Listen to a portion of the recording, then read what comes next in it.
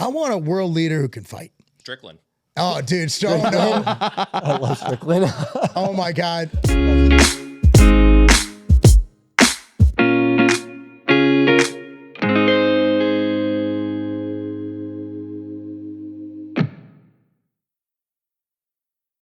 All right, so this is going to be just like rapid fire random questions, and then we'll actually like get into the stuff that I want to talk about. But this is stuff we're going to always ask everybody. I purposely didn't look at the questions. Okay, perfect. I didn't want to cheat. Yeah. So machines or free weights? Both. Both. Depends on goals, right? Like if you get older like me and you're just trying to get your pump on and you don't feel like supporting 600 pounds on your back. Yeah. And also the machines now are so cool. Like the pendulum squat, you put like, if you're a 500-pound squatter, you put a plate on each side. You're like, what the hell was that? Right. But free weights, especially for athletes, they're always going to have a place supporting muscles. The reason I don't like fitness right now is everybody, to sell books, you need to stand for something. It's usually stupid. Yes. Right. Like, so keto wasn't good enough. No, I'm just going to eat meat. It's like, what? Like, and they're like, well, that's what our ancestors ate. No, they ate what the hell they could. Right. Because they were hungry and they didn't have a Costco down the road. Yes. I like everything. I like movement. I like free weights. But again, it's application. Am I going to throw a high school football player on all machines? No. Right. No, I want them moving as much weight as possible, and I want them using as much of their body as possible. But if I get a guy who's in his 40s who wants to overload his chest, am I going to risk a pec tear with a barbell bench press, or I'm going to go on a nice Arsenal or hammer strength machine and really get that resistance? It's time and place, but I still like to bench. Yeah. So I can tell my kids' friends how much I bench. That's about it. It's not for the chicks anymore. My wife does not care. Like, I could be 800. I'm at the point, like, we're 29 years together this year. Man, that's good. I'm at the point where, like, it doesn't matter. Yeah. She's just like, she hates me no matter what. So that's when I think you've reached true happiness in life. Yeah. I feel like when I tell Candace about like my gym stuff, she just gets really irritated. She's like, you get to go every day. You can go whenever you want. I'm like, well, yeah. How long y'all been together? We've been together for 12 years. Yeah, it gets worse or better. I think at a certain point you just give up on life. You're just like, yeah, it's too late to move on. So we're just gonna, and divorce is expensive. Yeah. So we're just gonna stay here. I love you know, the meal prep, we got it down. Yeah, we have a system, man. If you don't like, we're 30 years next year, right? Like after that long together, like I was 16 going to Culver City High School when I met her, like down the road. I didn't know you were from here. Oh man, I'm a Centaur through and through. Oh wow. Yeah, we had to drive for 5 when I was there. Wow. League championship. That's cool. Yeah, we were spanking fools back. They're pretty good now from what I hear. They had their track team was amazing. I just watch it, I just look on the internet. Okay. Yeah, I don't really go back. I'm not that guy who goes to homecoming games in his Letterman's jacket. No. And it's too far. It's too far. Yeah. Tennessee's better. Oh, yeah. We have no state tax. Yeah, it's perfect. That's why I'm in Florida. Yeah, I get it. It was Tennessee or Florida for us, so. Yeah, I chose Tennessee because Florida was a little too hot. It's hot. Tennessee is pretty. It is. It's just a pretty place. Yes. Our backyard goes to the woods. Like, it's awesome. Where are you at in Tennessee? Brentwood.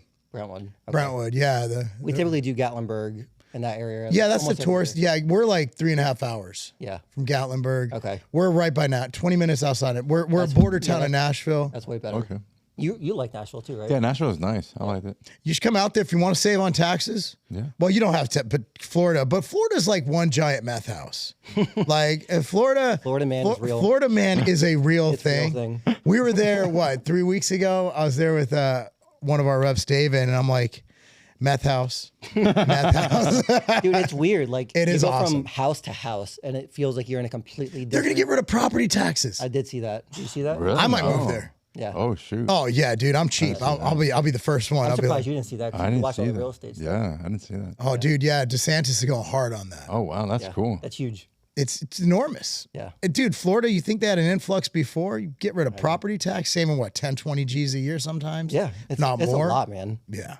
So I'm down. Oh wow. I'm sure I'll see you there because of that. Yeah, damn, that's really cool. Anything's better in California. Yeah. So on the first question, arm day or leg day? Which one do you prefer, or which one do you like better? Oh, leg day. Arms are like, you don't even feel like you trained, right? Like if I'm doing arms, I'm going to do some sprints afterwards, or Tabata just to feel like I did. Like, I don't need, I'm not in my 20s anymore. Like I don't need, I want to walk out of the gym. I want to walk out of the gym and feel good. So I'm not one of those like, go to beyond failure. No, I'm not that guy anymore. Like if it hurts, I'm not doing it. But arm day, you just feel like you didn't do anything. And at least with leg day, you can always, an easy leg day still makes you feel like you did more than a hard arm day. Yeah. Totally you just do leg extensions, leg curls, and you'll be like, that was still harder than arm day. But that's probably why my arms suck. So yeah, totally. They totally suck. Well, no, I do them. I'll do it usually. I'll do arms on every day but leg day. So I'll finish my workout with arms. So I'll do 1 to 2 exercises. Okay. I do that with my stomach. I don't do it with arms. Yeah. I get really bored with training arms. Yeah. It's just, It's not as exciting. It's like it's just, and again, that's why, I used to, really, and also I probably burnt out on it because being at my arms for bodybuilding, right? Like for the Gen Pop, they're like, oh man, your arm, no, but compared to the guys who are actually good at bodybuilding, they suck. And I know this. I have people like, your arms suck. I'm like, I have a mirror, bro. Like, you don't need to tell me. Like, I know, trust me, everything you think bad about me, I think bad about myself. Like, you don't have to like make me feel worse about my place in this world. And when I would train arms 3 days a week. Really? Yeah. And I'm like, and nothing happened. I'm like, man, I'm just go back to doing what I was doing and just still have bad arms. Like, and my elbows were just like always inflamed. Yeah. I was like, I'm good. Yeah. So I prefer leg day. I do. Okay. I have a question just for me because I'm kind of curious because you said you train it 3 days a week. Do you believe in overtraining your body?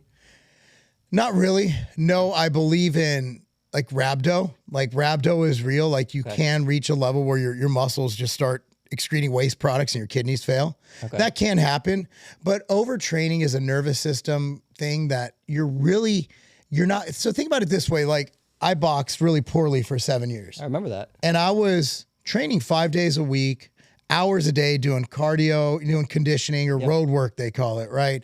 And then sparring and doing all these. I was 3-4 hours a day. I didn't overtrain. Do you really think that bodybuilding, you sit down between sets and check your texts? Right. In boxing, I didn't see my phone. Like your phone's up in a cubby, your hands are wrapped and you're moving. Do you really think you're overtrained? Like when you're sitting down, checking your emails between sets or talking to your buddies and you could breathe just fine? I think people are just soft.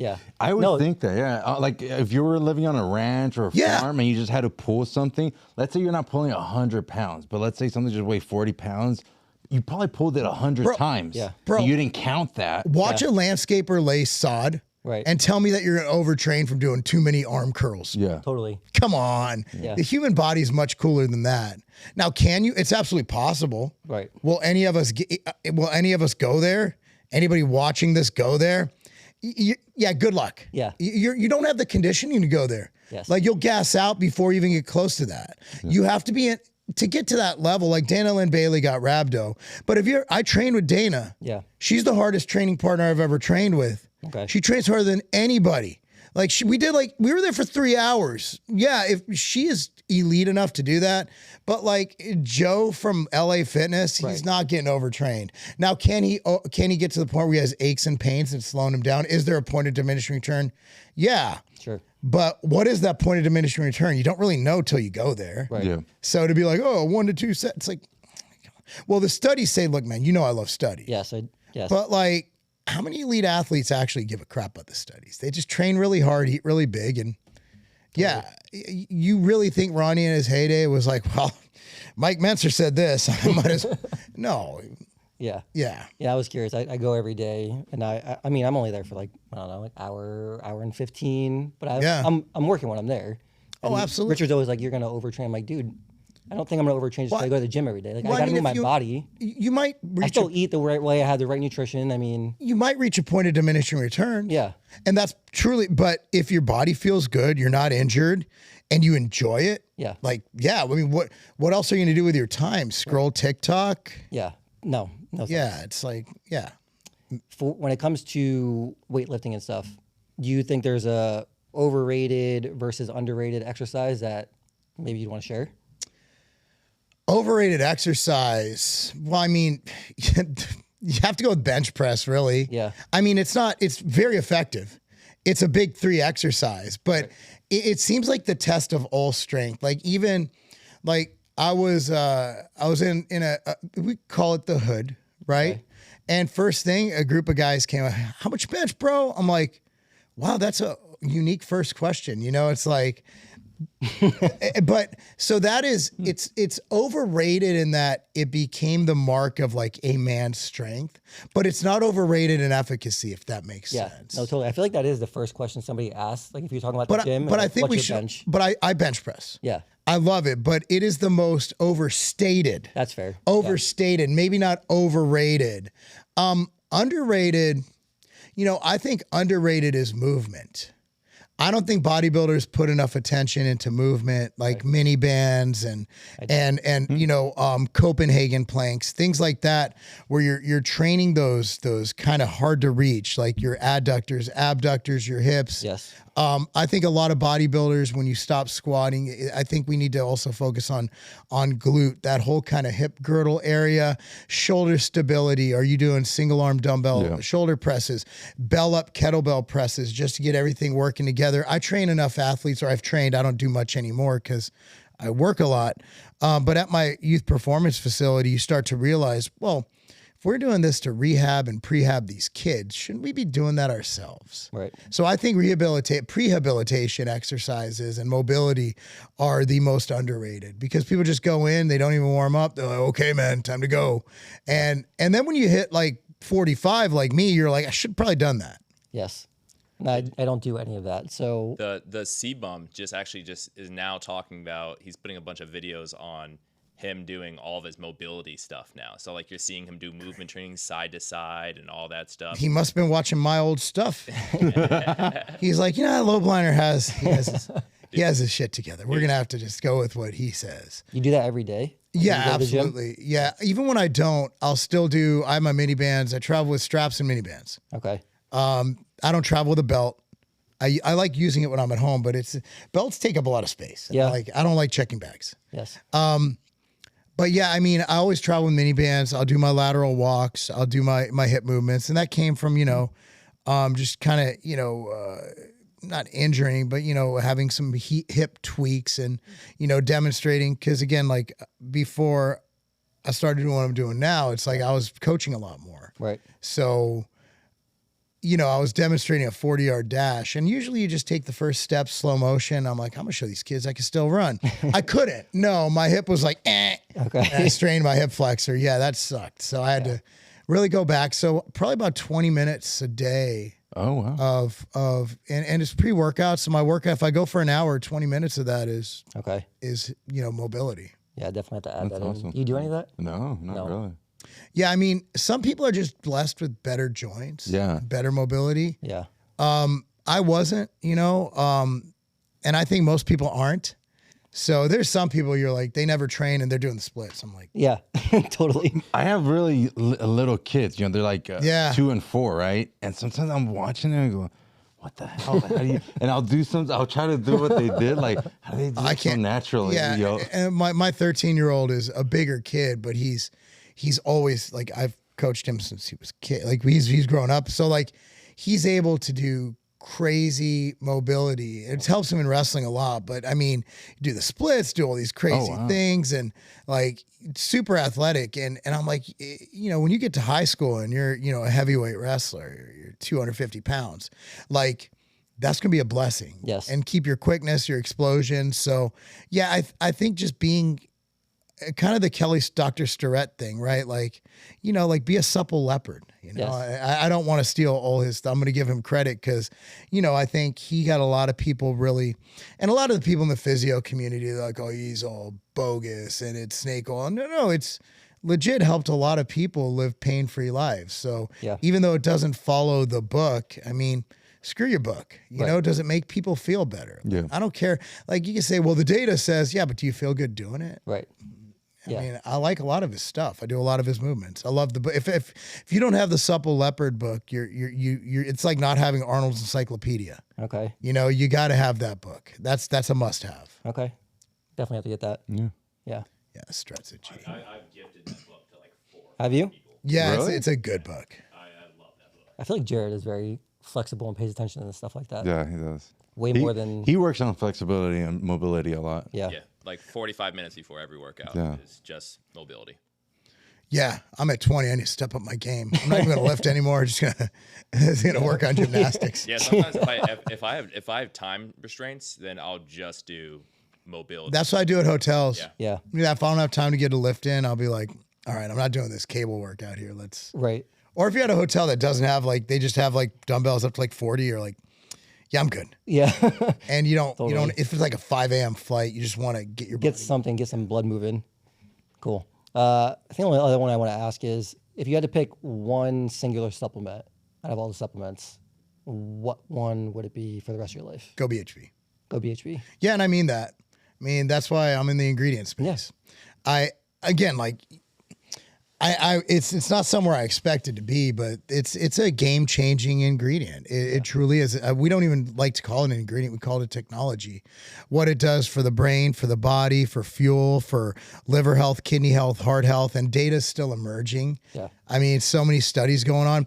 And I say that as someone who, I would have probably told you, before this, I don't even think I'd put creatine there. Because even though it has the brain benefits, Sure. It's not like overall health. Like it's either inert or beneficial. Whereas this actually gives you the ATP. It gives you, but it also, while it's doing it, it has a health benefit. And the new heart data is just phenomenal in how it helps your heart, pump more efficiently. I think a lot of stuff if you use your ingredients for, I would almost choose formulaic things. Okay. Like ambrosia and nectar is one of them. Yeah. Those are things that, I've taken every day, and I think they help me stay healthier. Right. But it's not going to be a muscle building supplement. Right. Right. Because muscle is much simpler than health. Yes.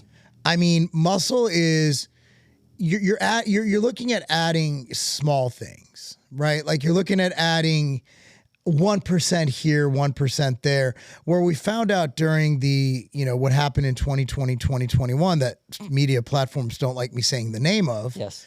that, we have these vitamins and minerals that actually help prevent viral replication. So you can't train if you're sick. Right. So I'm going to choose something like we know that quercetin's an ionophore. Then you throw in zinc, vitamin C, which are antiviral. And, there's some other compounds that you could prevent or at least lessen your opportunities to get sick. Right. So I would choose something for health every time. And then we know that people die of heart attacks all the time. Right. So that's what I'm going to say, okay, nattokinase has got to be up there. And that's where my brain goes. It's like the muscle stuff is cool. Right. Performing is cool, but I'd say anything to help with heart health, kidney health, liver health, and anything to enhance your brain, because none of us here are making money due to our physical performance. Right. But even then, on the natural side, what can you really do to give you a huge edge? Yeah. You have the 1%, which matters, right? But you're not going to get those, and if you are going to get it, it's probably going to be more mental. Yeah. Something Makes a lot that of really sense. enhances what your brain does. Definitely. Like reaction time. We just did the 2-gram BHB study on reaction time, and it improved it. And I'm at a conference the other week with NSF, with coaches. And I'm like, well, here's what it does. And I'm like, nah, whatever. I'm like, so reaction time, huh? Yes. Reaction time. Yes. So, and also think what that does for us day-to-day basis running companies. Yeah. Definitely. So when I look at things and what I love about what you guys produce here is that it not only does great on its own, and I've used so many of your ingredients, it enhances other things. Right. 1 + 1 = 3. Yes. And that's why it's I'm using that. It's almost a no-brainer. Right. So it's just synergies, and that's why I like this side of the industry. What I want to do is, okay, man, we can make some really cool stuff, because I always look at things as a form. I look at life now as one big formula. Yes. How can we put together the best damn pre-workout, the best heart formula, the best mental cognition supplement, and we could do that. Yes. That's what's really exciting. That's what I'm passionate about. Yeah. And we have the opportunity to influence hundreds of brands to do it. Definitely. And the consumer wins. Yes. And which is the most important thing. Man, I never really thought about it like that. The other day I was watching a news clip. I think they were in at Davos in the UN, and I was watching Putin. And I don't know how old is he, like in the 70s, 80s? Putin's a G, dude. He's still wrestling. And bears. he's like spitting out numbers. On He was top of talking it. about like when they sold Alaska to the US, and he's just spitting out numbers and going into today's value and stuff. And I was just like, he has nothing in front of him. And I was like, obviously, they're giving him whatever is best out there in the world. Oh, that dude's on a ton of stuff. Right? It's what you're saying. It's like he's not getting paid for his athleticism. He's not running Russia for his athleticism.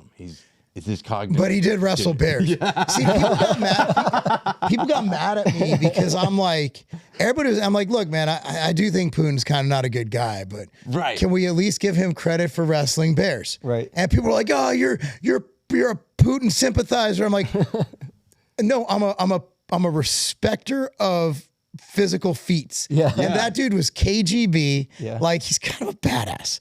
and it's also know your enemy. If that's your enemy, you're staring at him, you're like, how is this guy being so sharp? You know? Yeah, and he can, I mean, so that's why we need The Rock to be the president, or like someone who could fight. Yo, because he's wrestled Stone Cold, Yes, and Hogan.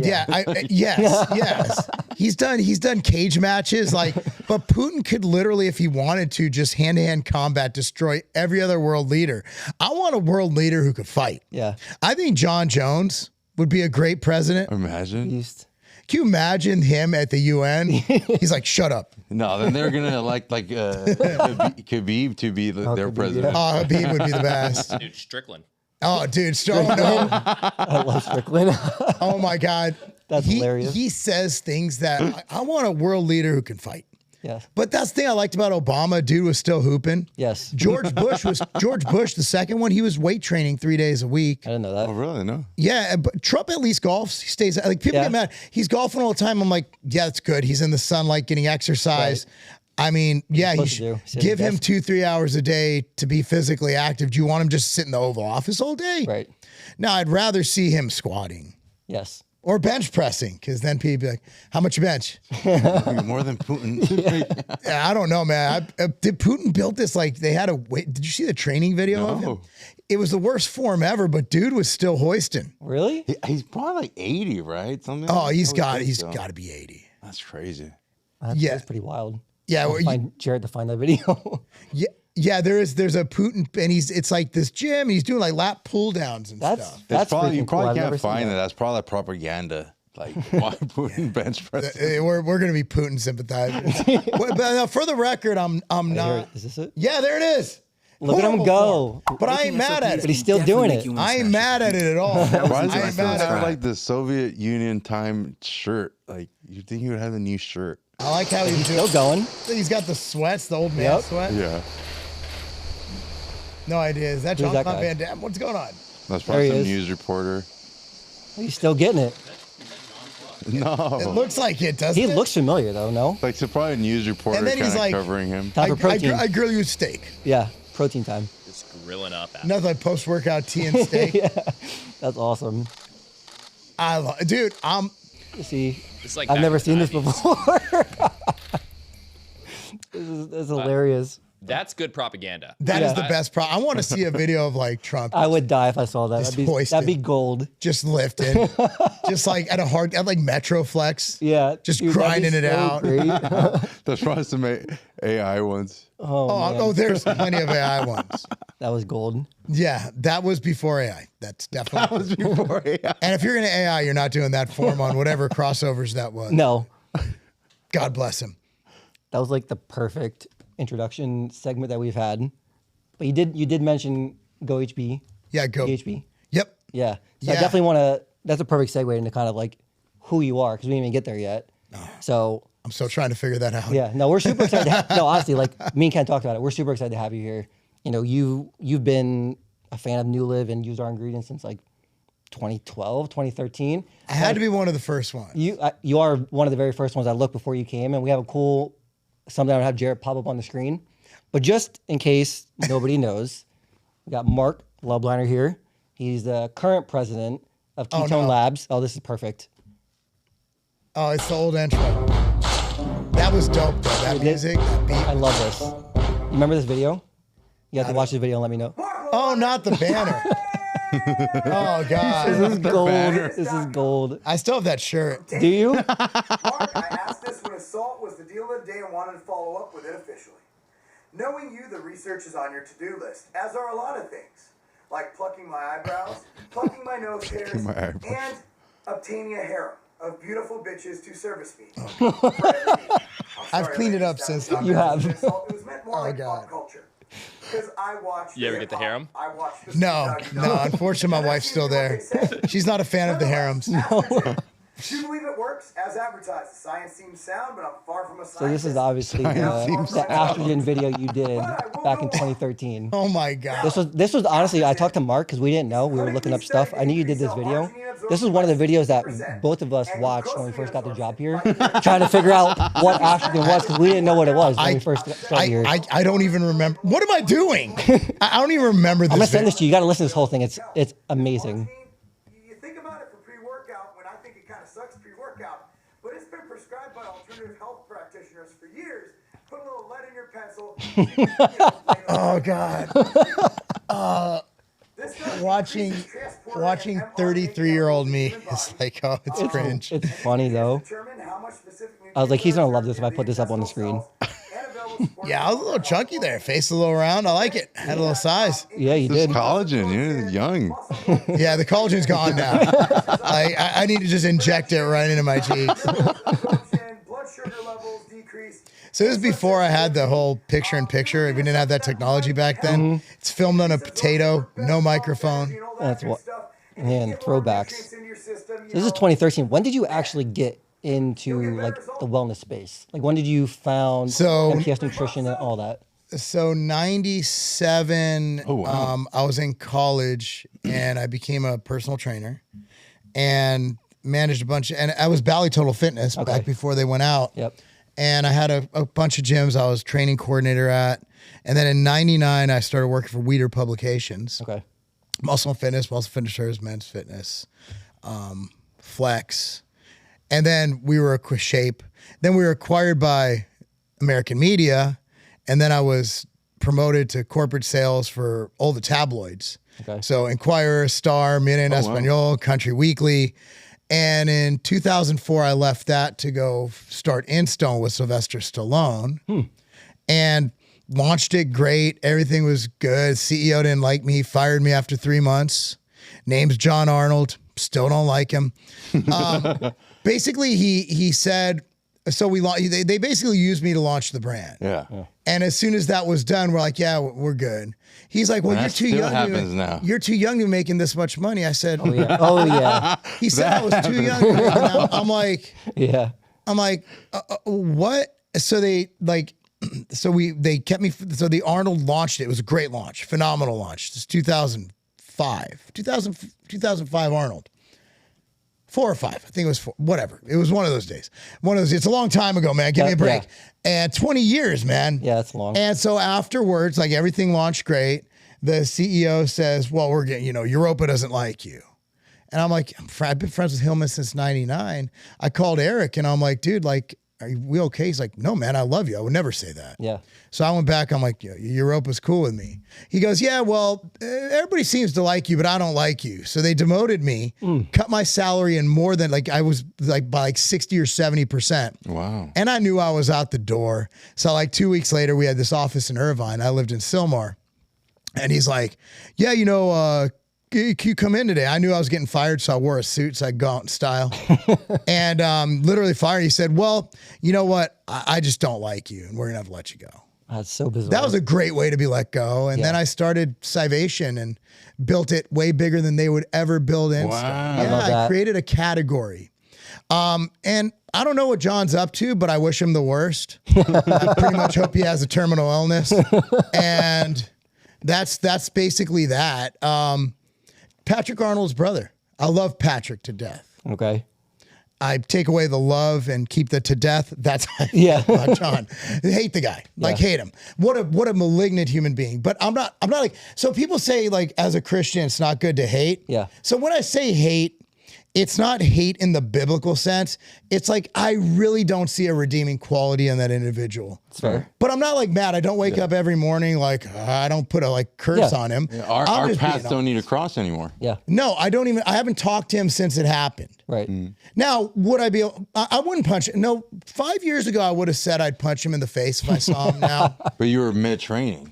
No, I was much more calm then because I was getting beat up in the ring by pros. Like you get all the life beat out of you when you're sparring people better than you because I'm not very good. And but John was, it's one of those things where it's like, don't like the guy. Yes. Like I'm just an honest guy. It's like, what's your opinion on that guy? Here's why I don't like him. Right. There's very few people I don't like in this world. Yeah. He's like he might be the only one. Wow. I mean, yeah, I think so. Because even like past business partners, I've gotten over it. We've gone on. We've made our amends. Everything's great. John's the one guy that I'm like, yep, still don't like him. Everybody else, I'm like, I'm neutral. I think, oh my God, he might be the only guy in this world I don't like. Wow. I even have good things to say about Putin. I mean, that's how crazy it is. That is pretty wild. It did drive you though, right? Oh, it was amazing. Then I started Scivation, sold that in 2011, sold my share of it in 2011. Linked up with tigerfitness.com, started MTS Nutrition. Yeah. Then in 2015, started Ambrosia with Mike and Sean. Sold majority of that in 2022. And 2018 launched the Outright Bar. Yeah. Man, I love that bar when that first came out. Yeah, and that was so good compared to everything else that was out there. Yeah, and the good thing about creating a category like Extend, like people are gonna do it. Like you created it, and now you're just gonna create a whole new, which I think is great for the industry. Right. You're creating, the intro workout's got to be how many hundreds of millions of dollars? Yeah. And it all started with a bunch of boxes of branch chains in my Toyota Corolla, driving cross country trying to get people to try it. Man, what a grind.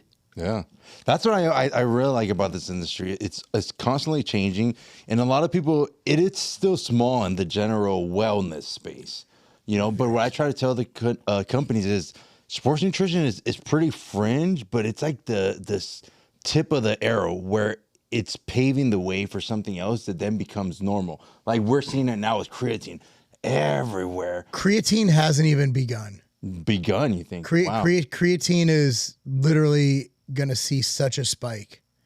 It's blown up, and I see it. Just seeing what's going to happen with Purist NNB coming in.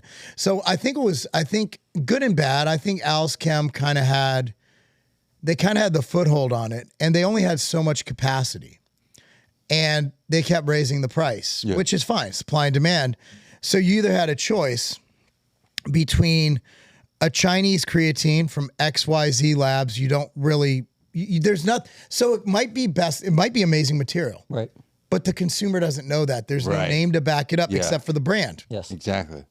And we've all been screwed by brands before. Like, I'm not saying that I think 99% of brands want the best for their customers. You guys probably have the same experience I do. Yeah. Yes. But there's always that fringe guy, and they're the ones who get all the notoriety. Yep. So what CreaPure did is it gave people, okay, I know what I'm getting.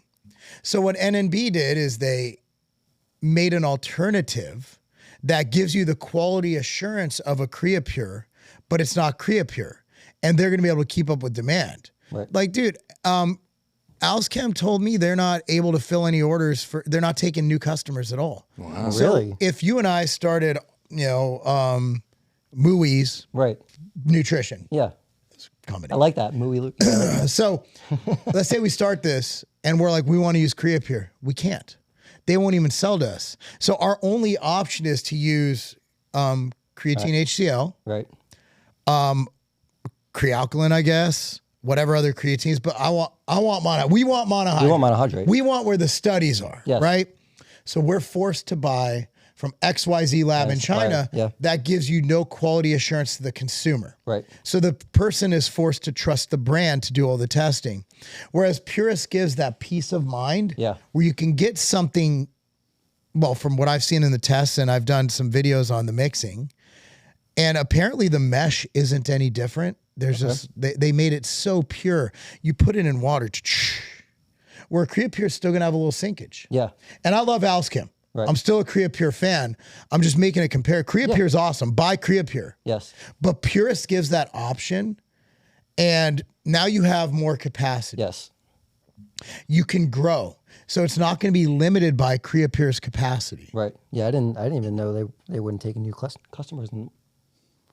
Well, So I was just at a warehouse that had so much Creapure for sale. So if anyone needs They Creapure, stocked up. yeah, they had too much of it. Yeah. They're like, hey, we got extra. Give me a call. I need some Creapure. I'm not even playing.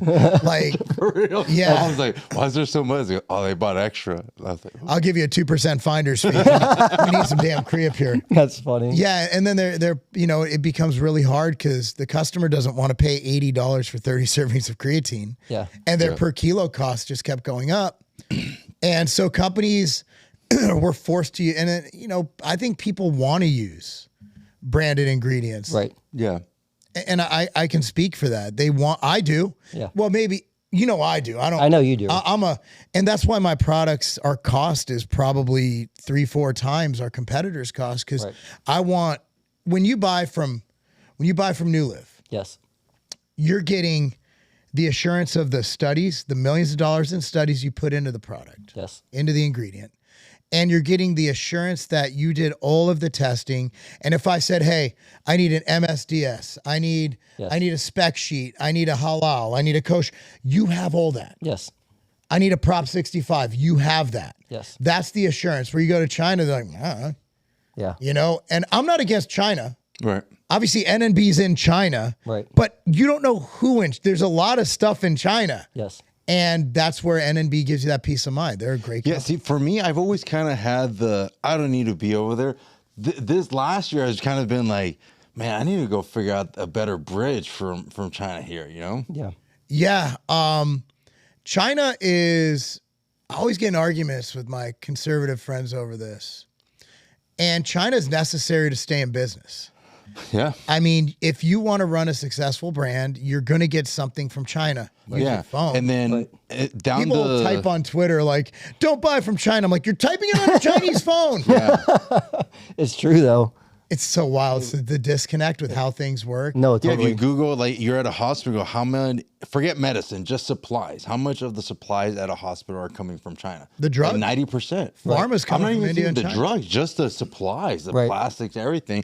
And then if we want just our southern neighbors to do it, we saw what happened just last week. They're not ready to be our manufacturing arm. Well, if you travel around the country and you don't watch the news, manufacturing has started kicking off. I know a group that's trying to do American creatine.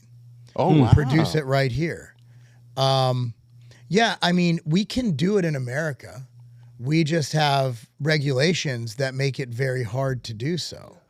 And I mean, you're in California. Yeah. Like, you guys know regulations. Yes. But, there's with our, again, whether you like our current administration or not, again, we're just talking about this. Yes. This is not about foreign policy. Yes. It's Right. not about Iran. It's not about the Jews. Yes. Maybe a little bit about they kind of control everything. But guys, for the record, I'm Jewish. My mom served in the IDF. I have full reign on the jokes. It is like my Edward card. Have you seen that Seinfeld episode? Oh, yeah, for the jokes? You're an anti-dentite. Oh, my God. That's Yeah, one dude. of the best Yeah, episodes. So But before we go on, I think Let's talk more about the some Jews. person might think it's kind of dumb. Why are these supplement people talking about geopolitics? It's so weird how much geopolitics affects our industry. So Trump did ease regulations and a lot of manufacturing, not necessarily in our industry yet, but his first term, a lot of manufacturing came back, and the tariffs forced a lot of foreign manufacturers to put plants here. Mm-hmm. So again, whether you like the tariffs or not, here's my personal, not thought, what I saw by going to these. So not for business, Right. my kids wrestle. Yes. And wrestling is a blue collar bumfuck Egypt sport. Yeah. You're wrestling in places where they have a Dollar General. Yeah. Right? Like my son's college is on a hill in West Virginia, and the closest thing is a Walmart 20 minutes away, and they have a Domino's Pizza near campus. Yep. It's wrestling. Yeah. Okay, so I see this, and we were driving through some nowhere town in Indiana, and we're like, and I'm talking to people, and they're like, yeah, you know, like our economy's blown up. Well, what's causing that? Well, you know, Trump came in, we have this new warehouse in town. I'm like, huh. This town's booming. They're building houses. So again, whatever you think about him, this is what I saw. Right. And so you're seeing that with our industry. I think you're going to see more things. We're think looking into it ourselves. We appreciate a domestic it. plant. We're in the industry. We appreciate it, but I don't think the country, or at least the American population, understands that what we do is going to almost every household is being used by the top elite physical people in our country. It's an industry that should be guarded. Oh, absolutely. So the good thing is, for us, RFK likes supplements. Yeah. Yes. He likes peptides. Yep. He likes all that stuff. So when that so I was actually an RFK voter because I think health is the most important thing. And you might disagree with his stances on vaccines and such. Look, there's never going to be a candidate. And if you agree 100% with a candidate, you're in a cult. Yeah. I don't like 60% of what Trump does. Right. 40% I think is pretty good. I just didn't like what the other person did more than I didn't like what Trump did. Right. I disagree with, I don't even agree with myself half the time. So people are like, oh, you're a Trumper. I'm like, well, I voted for him, but I had to look at the big picture and what I thought was the best for what I do and what I thought was best for the country. And when RFK went to Trump, I was like, well, there you go. I was literally an RFK guy. Yes. You look at my Instagram. I'm like, yeah, we were on vacation. We were hiking Acadia and we stopped in Maine outside of Portland. And we went to one nice dinner. We put on our church clothes, right? Other than that, we were hiking. We were dirty, nasty. So I shaved everything, went up. We're at this lighthouse. We're walking. White goes, that's RFK. I'm like, shut up. I thought she was playing with me. I didn't even look. She's like, no, idiot. That's RFK. I look over and like he has like 3 security details. He's doing like some speech on some wild wilderness thing, whatever. I don't even know what he's talking. I'm like, I'm not a fanboy. But you know, Mark Bell trains with him. I'm friends with Mark. Let me go say hi. Yeah. Talk about. I went up, walked up. Nobody cared that it was RFK. Mm-hmm. And I'm like, I stood there. A security guard looked me up and down, realized I wasn't crazy. He's like, and he realized I was kind of jacked. He's like, oh, this is an RFK guy. And so I'm like. And he goes, hey, Robert, come over here. And he goes, nicest guy ever. Yeah. Just like super cool. So he talks to me for a second, walks right past me, talks to my kids. Okay. And he gave me these little RFK pins, little buttons. And I'm like, okay, this guy's got my vote. Yeah. Like I just got that warm, like, okay, this guy, even if he's wrong, he cares. Right. Like I felt this interpersonal connection. I'm like, all right, the country might explode, but I like this guy. I'm voting for him. And then when he's like, yeah, you know, I'm not going to win this thing. I'm just going to go, Trump's going to make me the health guy. I'm like, cool. Yeah. I'm in. Yep. But yeah, I mean, that was me. Yeah. And again, people get mad at you for having those moments, but they're like, oh, you're this. I'm like, no, I just voted for what I thought was best. And you vote for what you think is best. Right. And in a constitutional republic, we have 50 states do it and the winner gets to be president. Totally. That's how it works. We never thought like this so tribal. You're right about geopolitics though, because what happens in China affects everything. The food you eat, well, the food's made in America. What about the plastic bag? Mm-hmm. Right. You really think they're getting their containers made in America? If you're in a scale, you know this. If you're at scale, those plastic containers, they're not coming from Canyon Plastics up in Valencia. Right. They're coming from China. Right. They're coming on the slow boat because you're paying 15 cents versus 40 cents. Yeah. Yes. Those custom lids, they don't even make those here. Those custom lids are coming straight from China. So if anybody has a custom lid, that's from China. Yep. Your watch, well, the watch is made in America. Where are the parts made? Assembled in America. Assembled in America. It is what it is. Yeah. I tell people that like, wait a minute, if the creatine came from China and was blended, packaged in America, it's made in America now? I go, kind of. I was like, I guess so. I was like, even though it's just creatine. My thing's always been, does it test out? Right. Test it. Test the hell out of it. Run your impurities test. Run all your qualitative, quantitative. Do everything, and that's what companies like us do. Yes. Like we make sure. When you meet someone that doesn't know you and they ask you, "What do you do?" How do you explain that? Entrepreneur. I have businesses and stuff, because generally, like, it depends on what mood I'm in. Sometimes, like, if I'm like, I'm hiding. It's You weird. never know how to every answer year the question. Explain it for me. I feel like yeah, I mean, I'll explain. Sometimes I'll explain like goBHB and internet retail and things like that. Other times I'm like, yeah, I'm a serial entrepreneur, or like I have like for my performance, so I have like my hoodie that says Coach Mark, Athletes by Legacy. And I'll be like, yeah, I'm a strength coach. I haven't coached in like a year, but it's like, yeah, I just coach strength, but it depends if I'm chatty. Yeah. Like sometimes like That's fair. Like if I'm at the airport, I'm trying to cram in some work before the flight takes off. RFK security. Yeah. I'm like, no, then you'd get like, oh, well, let me tell you why I don't like Trump. No, I just try to keep it as, it depends. Like I'm like in a constant state of PMS. Like sometimes I'm chatty, usually 90% of the time I'm chatty, but my wife hates this because if I'm locked in on work, I can have a full conversation with her and look at her and have no idea what she says. 100%.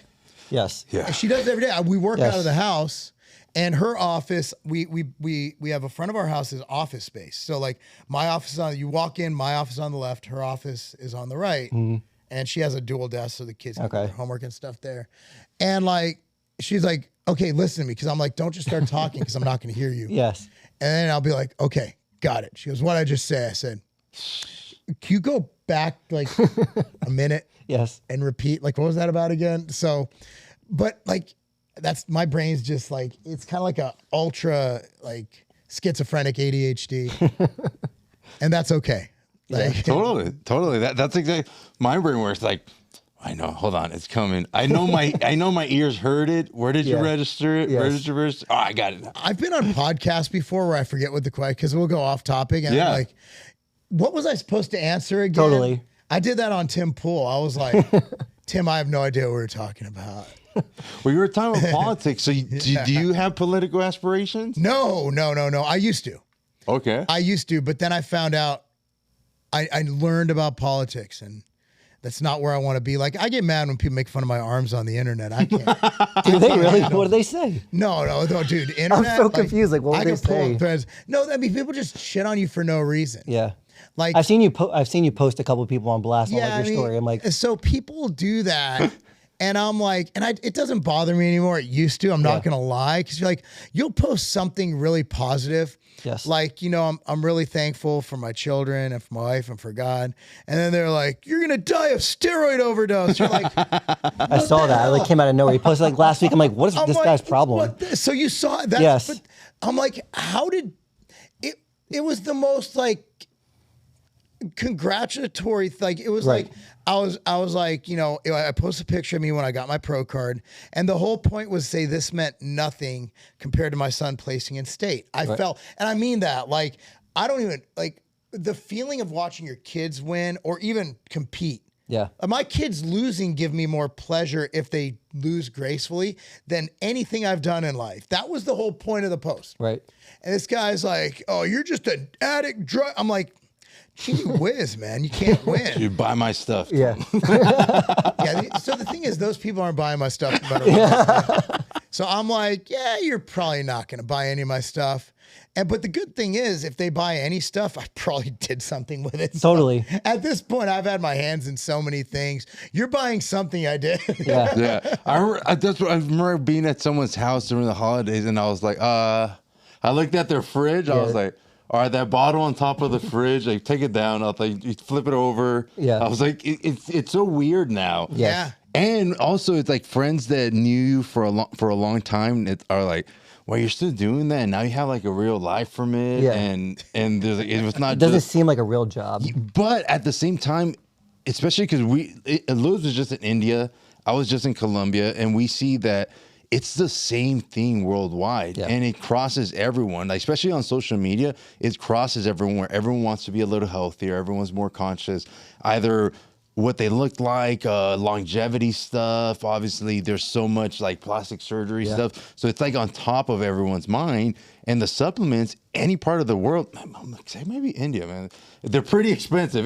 India's gonna be huge, dude. It is a lot of people. It was like a shock when I went down there to see like the price point of stuff. Joey and Savage was just there. Yeah, he was Was in he? for the same thing. Yeah, Yeah, he Oh, was, really? Yep. Yeah, so I saw him looking at plastics. Yeah. yeah, so we were, yeah, For real, yeah, he was like, he called in a couple times. And he's like, man, India's legit.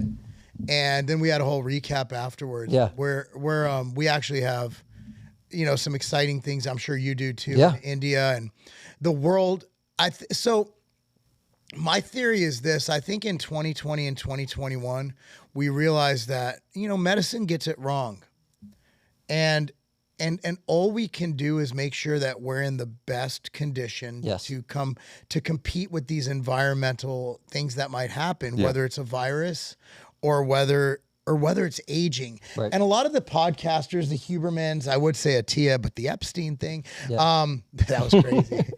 Atia was mentioned like 1,100 times in the Epstein files. Dude, that is just wild. That Did you whole see that? situation is wild. Oh I saw yeah, that. he got fired from David Yeah. Bar and. damn. He was Dude, buying like like 150. overnight. He had like a $300,000, like 4 of them. Yeah. Like, it's like he was getting that Epstein money. Yeah. Dude, I just remember the feeling of being in Geneva, Switzerland. We're like, whoa, because it's so small. Imagine when they go to Davos, they're like, oh, everyone's here. Everyone's rubbing elbows Yeah. and making decisions together. Dude, it's a big club and we ain't in it. Yeah, No. totally. And you know what? I don't want to be in it. Like, I don't. And now I know I'm not going to anybody's private island. That's one thing I've deduced. Like, Yes. 'cause before I would have. Yes. I would have been like sick. Protein bro. bars and chicken breasts, I'm in. Yeah, dude. I just want to be. I've I never been know on his a. name's David. He just goes I've by never David. been on a private jet. Like, No. I've flown first class international, which Okay. was amazing. Yeah. You got a bed and everything. They make Nice. you sandwiches. Interesting. Oh, dude, it was awesome. We're flying to Australia this 2017 or 18. And like, we're flying home and I'm dead asleep. All of a sudden I hear, hey, I look up, it's Mike Rashid. He's like, hey man. Like, what, man? He's like, you want a steak sandwich? I'm No way. like, dude, I don't know what time it is. I don't even know what time zone I'm in. He's like, hey, you hungry? I'm like, sure. Where are you going to get a steak sandwich? He says, watch. Hey, excuse me. Can we get a steak sandwich? You got 2 of them? Yeah. Like 10 minutes later, we get this delicious No steak. way. I was like, this is how the other side lives. Mike had to show me. He knew that there would be. It wasn't on the menu. See, I don't That's like that kind of crazy. stuff because then I get used to it. Like I told Richard, you have a fancy tooth. I was like, I don't like you having a sweet tooth. I go, you have a fancy tooth. Yeah. I don't like playing on it because then I'm just like, oh, I can't travel like this. I need. So when I was in the peak of when I first became like kind of YouTube famous, I went to the Arnold's. First time I had a line, and we had I think Thomas was a newborn at the time, and I remember I went to the Arnold and like my ego was up here. And I was like, I felt like I was hung like a porn star. I was like, yeah, I'm popular. Yeah. I come home, my wife doesn't give a shit. She goes, hey, can you change the Thomas's diaper? I'm like, all right, I'm back to reality now.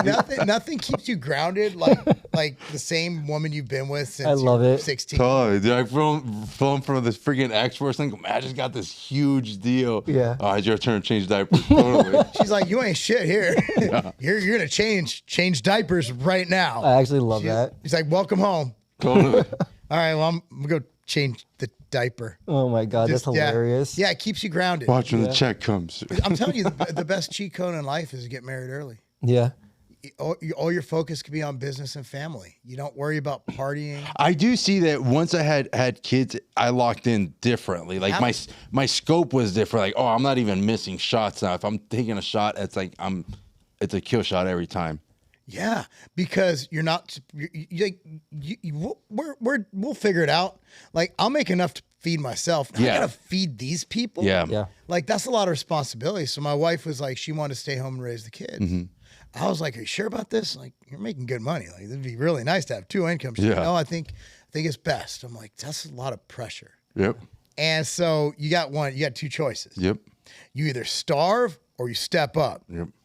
And I think that was the best thing that ever happened in my career is when, Civation, because it was new. It was like a year old. And she's like, I'm like, dude, we're not even like making money yet. Like, Yeah, that's how is this going to work? She's like, figure it out. I'm like, that sounds like a lot of work. Like, you have too much faith in me because Yes. we don't got that kind of money right now, Yeah. But it was the biggest blessing ever. It was amazing. Like I'm glad. Like, look, man, my daughter's going to Kelly School of Business. I'm not a trad guy, right? Like, I want my daughter to make millions of dollars, be more successful than me. But, you know, she's going to work, but she wants to have kids. She wants to raise a family. And, you know, my wife's always had that kind of conservative thought. She was the one who's like, you know, I want to stay home with the kids. Mm-hmm. So I'm not against both parents working, but I do think it was an advantage for me. Yeah. Because she was making more money than me. So I was like, yes, I'm the breadwinner now. No, but I wouldn't be mad. If my wife made more than me, I think that's a pimp move. Yeah, that's awesome. Yeah, my wife makes more money than me. Yeah. People act like men get I don't know if men get like, because they'll have like Myron Gaines. I love that he's a friend of mine. He does the Fresh and Fit. Fit and Fresh is a grocery store food brand. I always get it confused, and I'm like, am I talking about the chicken breast plate or he's lasted longer than the grocery chain. Yeah, he has. That grocery chain went bad. So this dude, like he has this thing like men don't want women to make more money than them. I'm like, I don't know. No, because if you could marry into like the Hilton family, like why wouldn't you? Yeah, I don't buy that. Like if I was single, I go marry like no, because men are the same way. That's what I said to my wife. I don't care if you worked at McDonald's. I said I'm going for cougars if something happens to you. Yeah, I'm cougar. I'm out, man. No, guys don't care either way. I don't care if you worked at McDonald's. No, I don't care if you're an heiress.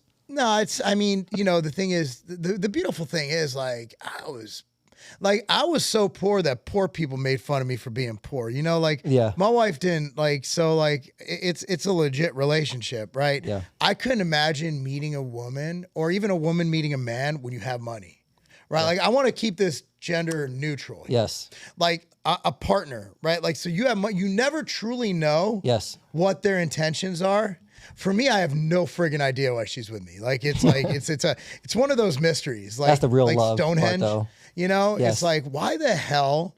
Like I was a mess, dude. Like I have no idea. Yes. Like I was a good football player. Right. Other than that, I was a disaster. You know, family was all messed up. Yeah. You know, I was overweight, like tremendous. Like I was a lineman. Yeah. I used to wear my jersey pulled up so my stomach would hang. Okay, all right. Dope. You had the big shoulder The Ezekiel Elliott over here. Yeah, it was dope. You had the 90, but no, I was Ezekiel Elliott with like a spare tire. The shoulder pads in the 90s were like up to here. Yeah. And and she's like, I'm like, wow, it's pretty much been. You can't really.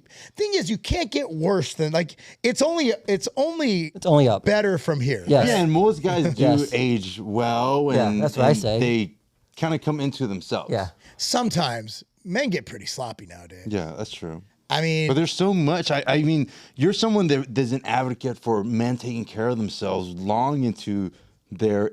I think goes beyond just supplements. Look at RFK, dude. Like, I mean, look at. I hate to say this, but like. Trump's 79. Yeah. Like, people are just, have you looked at like baseball players who in their 20s from like the 80s?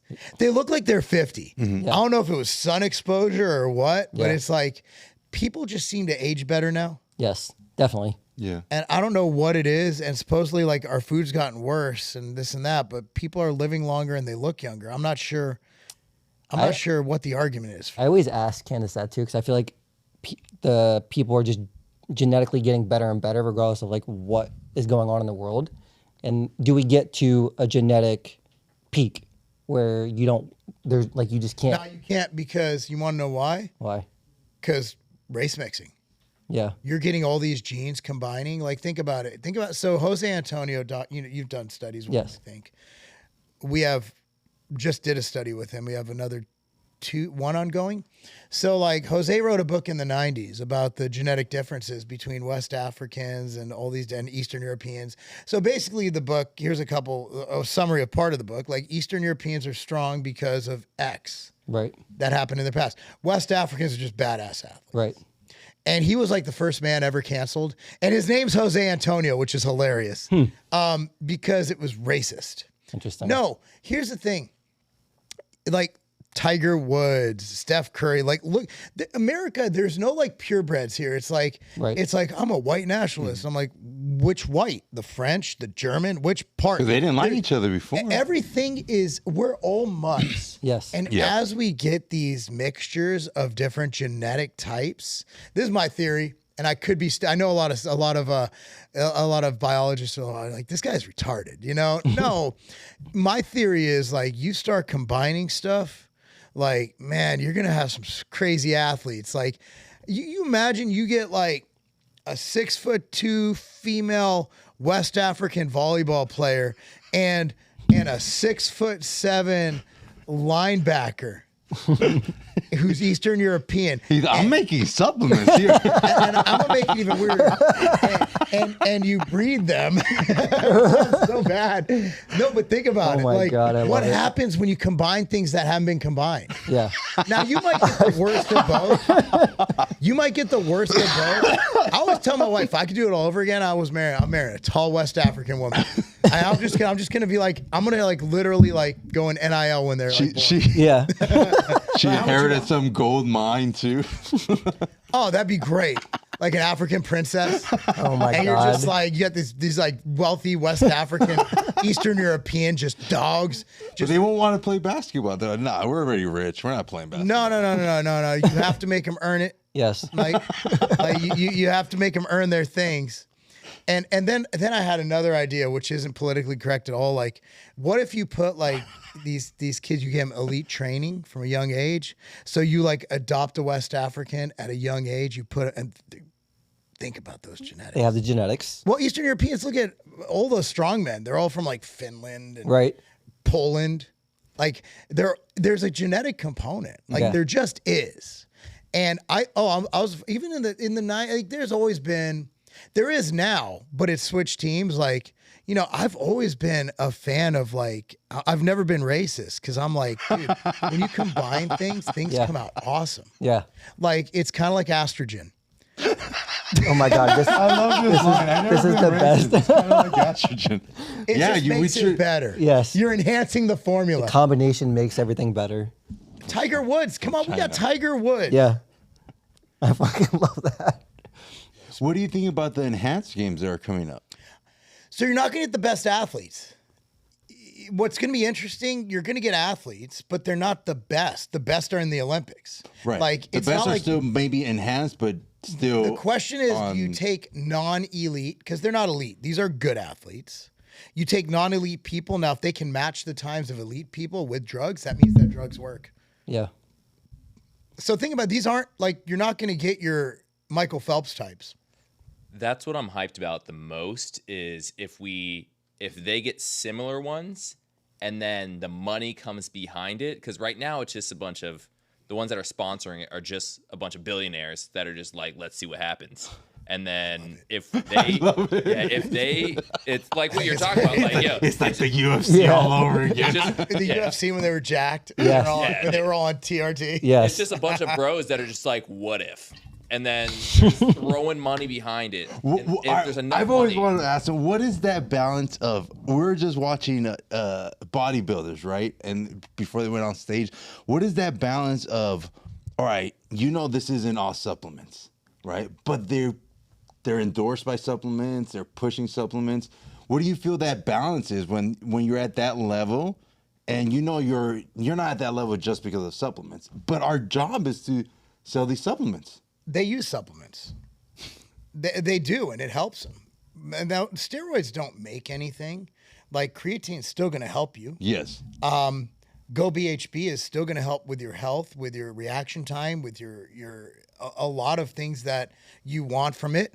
You're still going to need to absorb your nutrients. You're still going to need a good vitamin supplement with Astragin in it. Right. You know, there's certain things, obviously, like if you're on a ton of, prescription diet drugs, it's like, yeah, you probably won't get much out of a fat burner. Right. But I mean, muscle preservation is still the thing when you're on steroids. People still lose muscle. Yes. So you take whatever advantage you get. Now, will it be as applicable? I would say health supplements are even more important for them. Because like this younger generation, the ones that are like constantly streaming and stuff like that, they're not trying to learn anymore. They're like, I want the fastest results I can. Health be all. We're on the TikTok mode now, and people want that 10-second fix. It's all dopamine. Yeah, I think it's always been like that. We just can do it now. Like, human nature is to do as little work as possible for as much stuff as possible. So I think that I think we're actually in a better spot than we've ever been. Like alcohol use is down considerably. That's very true. Yep. Gen Z doesn't drink. Nope. Right. The alcohol industry lost $850 billion last year. Yeah, it's wild. I saw that. And a lot of people are saying, well, they're smoking weed and taking pills instead. And I'm like, I don't think it's equal. I think maybe some. And then they're like, well, they're antisocial. They don't go out drinking. Or maybe my kids don't drink. My son's friends don't drink. They still go out. They go fishing. Yeah. They, they're athletes, so it's different, right? I think girls wrestling is the fastest growing sport in the country, so more girls are partaking in sport where if you drink, it's going to decrease your performance. Yeah, I do think kids are smarter with I know they say it all the time, the ROI. They do see like, hey, that night of drinking really doesn't get me much except a few hours. And look at drink. AAU basketball. It's year-round. AAU, hockey, soccer, club soccer. There's more kids than ever doing that. I think more kids are just focused on goals than they are on going out and getting drunk. And I think that are a lot of people, the marijuana thing's it's not legal in Tennessee, so it's not as accessible. So I don't see it where I live. Now it could be a different experience here. I live in my bubble. Yeah. But what I'm seeing around me is the kids that I know, which are athletes. I mean, just full transparency. I don't talk to the general population. Yeah. Yes. I haven't talked to a kid who doesn't play sports. Where am I going to? Right. First of all, that's weird. Just finding a random kid who doesn't play sports. I only know my kids go to my island? I know my kids, their friends. Yeah, on my island. The kids who come to my facility. So that group, they're too focused. They're not drinking. Yeah. Right. They're trying to go D1. They're not doing any of that stuff. So my suggestion to parents is get your kids involved in a sport. Have them love it. Yeah. Yeah, I feel like it switched up. Like it's just like more kids are just playing games. Yes. Like more kids are just on the computer. They're interacting. They're just not interacting in a social environment. They're like, dude, I'd rather just play a bunch of games and then hang out with my friends through that, and then like want to be a streamer or something like that, rather than go and drink and end up on the internet for doing something stupid. And alcohol is still alive and well in college. Yeah. Yes. Like my daughter moved off campus partly for that reason. She just didn't want to be around it. So, I mean, kids are still being kids, but those are the NARPs. You know what a NARP is? No. Non-athletic regular period. Okay. I kind of like that. I've never heard that before. My daughter stopped playing soccer, so she's like, I'm a NARP. I'm like, shut up. Don't say that. You're athletic. You just don't play it.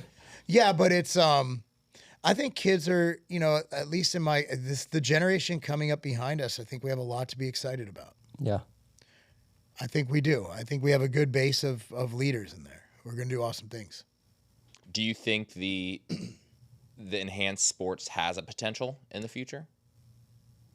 Yes and no. I still think that the good athletes are going to be in the non-enhanced side. Now, what's going to be fascinating if you get regular athletes to become better than the elite with drugs. That's what I'm excited. Like, I don't know how good these guys can be. Well, I was surprised how little Olympic athletes actually make. Oh, it's disturbing. Yeah. So I'm like, if they put some money behind the enhanced games, then more people are like, okay, hey, I'm coming from this third world country to do this thing. Maybe I just go over here and make a bunch of money, or just have a little, the medals weren't even like silver and gold. Yeah, and I think that's kind of the archetype of everything, is that people coming up see that what's been painted and shown as tradition sometimes isn't valuable anymore. Like you just said, like if I could go on and be enhanced and win, let's just say $100,000 instead of a gold medal, then I'm gonna have to pawn Fake off. gold medal. Yeah, I don't know. I mean, I'd rather be broke with a gold medal. Yeah, but we're coming from a different generation where tradition and knowing the torch that came. Other kids are like you said, I want my 15 minutes of fame. I'm gonna cash out, do a crypto flip, and then go live on my own island. Every younger person I know would be like, give me the money. Right. Every younger person is like, nah, man, we know that the system is rigged. It's so hard to climb the mountain. And that even if when we're like, oh man, there's success stories out there and you just gotta grind. Yeah. Like, nah, that was good about 10 years ago. Like, it feels like we're like the last generation of people that were like, no, if you grind it out, you could win in life. I think there's something to be said about short-term dopamine and long-term dopamine, earning dopamine and getting dopamine. Yeah. And, you know, I always, my daughter has a state championship in soccer, and I'm like, I would trade everything for that. I would trade everything for a state championship in any sport.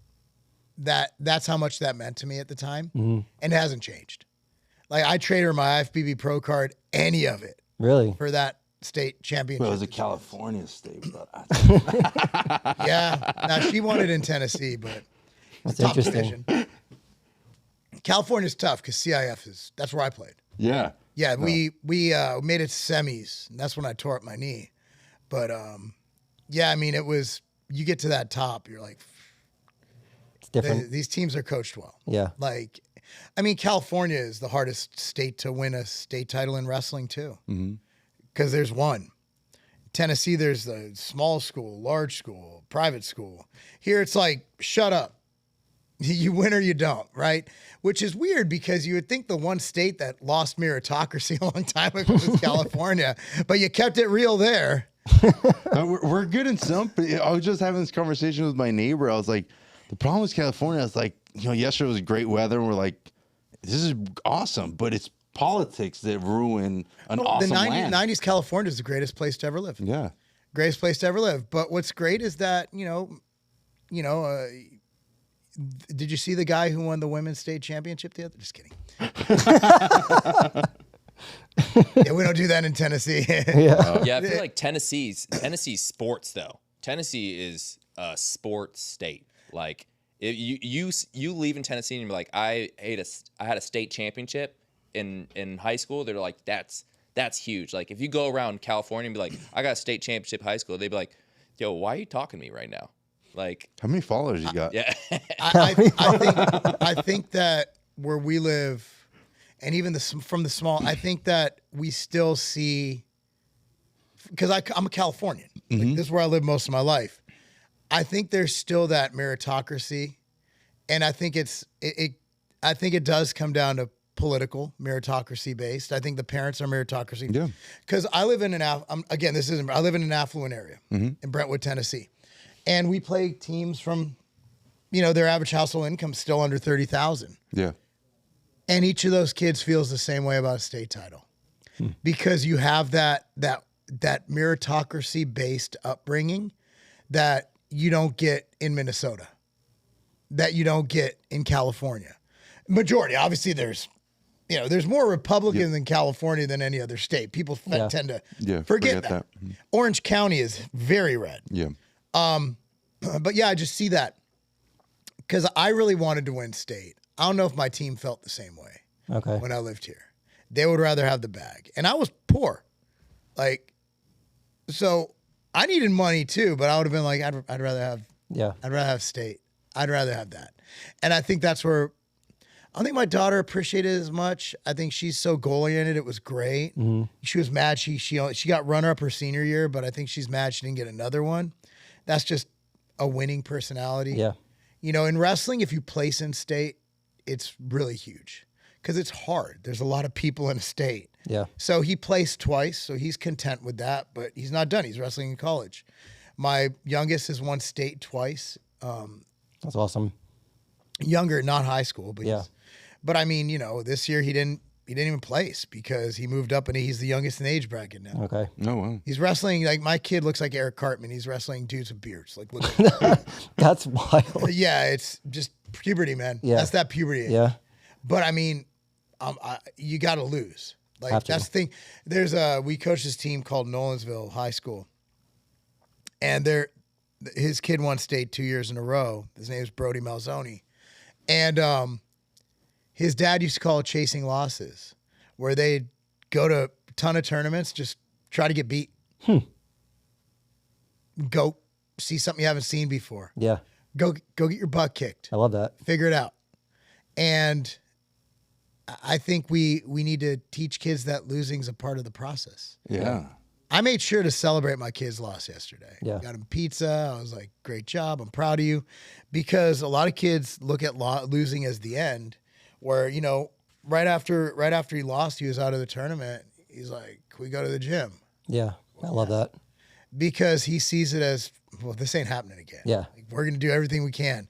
And I think we need to teach the kids, like a lot of kids, like even the poorest kids now, not the poorest, they have stuff we didn't have when we were kids, right? Like, Yeah. everybody has a phone and Yeah. this and that. Like, you know, so kids don't have as much adversity. So you have to instill that through sport. Right.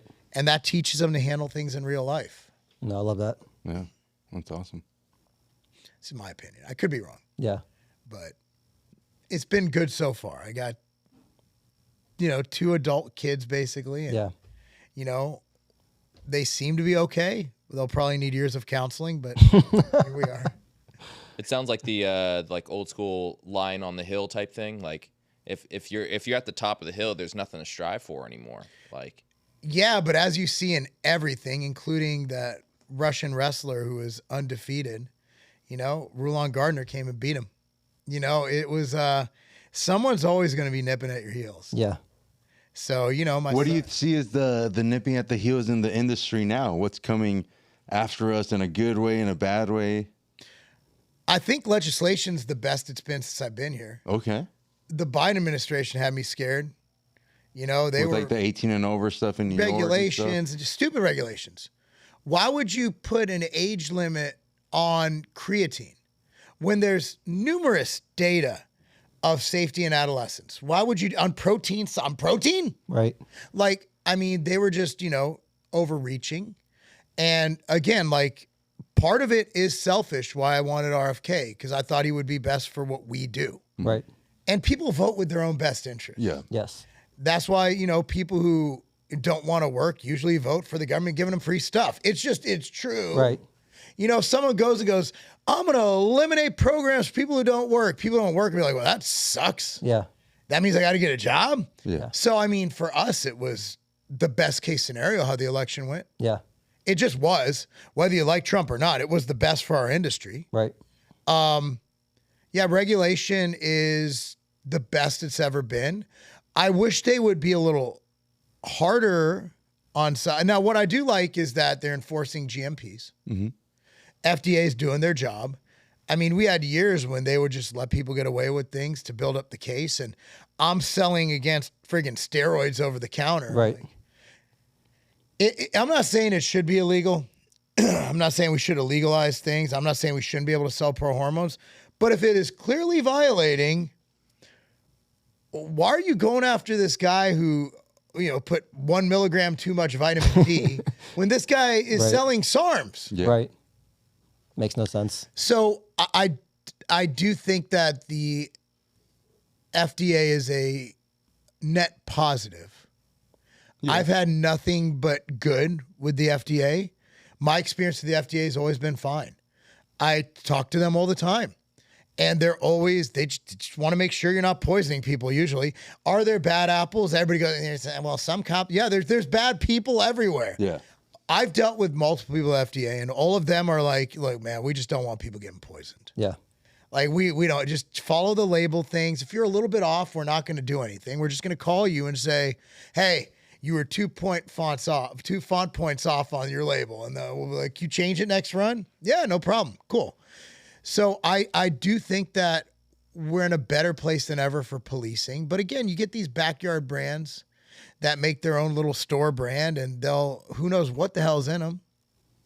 So, but I think it's better than ever. You got brands like, you know, Doug with his brands at Core and Gethin at Unmatched. And, you know, you have these brands that are actually putting great formulas together. Yeah.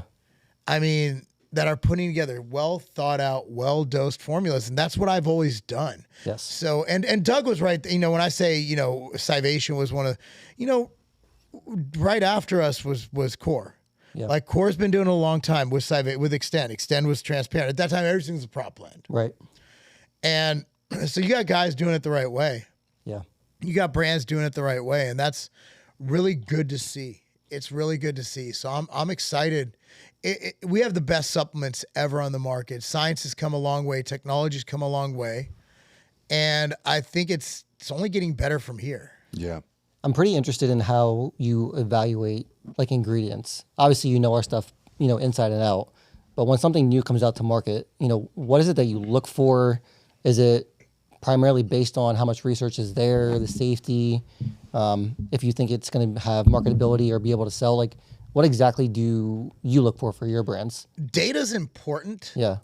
but it's not as important as mechanism. Okay. So data supports mechanism.